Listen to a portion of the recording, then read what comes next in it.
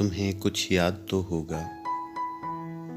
कलाम मोहम्मद तैयब अशरफ साहब।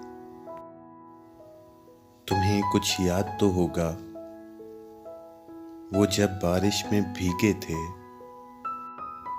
वो चाहत थी हमारी या हमारे ख्वाब भीगे थे। दिलों की सरजमी पर प्यार के नगमे बिखेरे थे।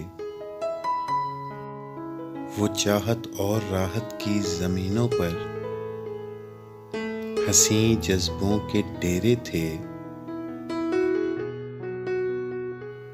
तुम्हें कुछ याद तो होगा, वो जब बारिश में भीगे थे। वो मिलके साथ बारिश में नहाना याद है तुमको। लिपट कर मेरे पहलू से मेरे तुम साथ बैठे थे। तुम्हें कुछ याद तो होगा, वो जब बारिश में भीगे थे।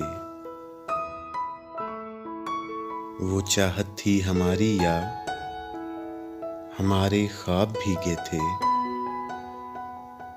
वो जब मैंने तुम्हारे कांपते होंठों को चूमा था।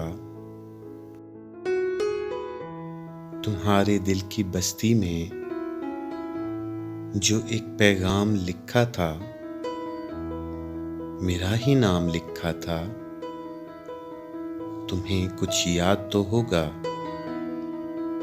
वो जब बारिश में भीगे थे। वो चाहत थी हमारी या हमारे ख्वाब भीगे थे।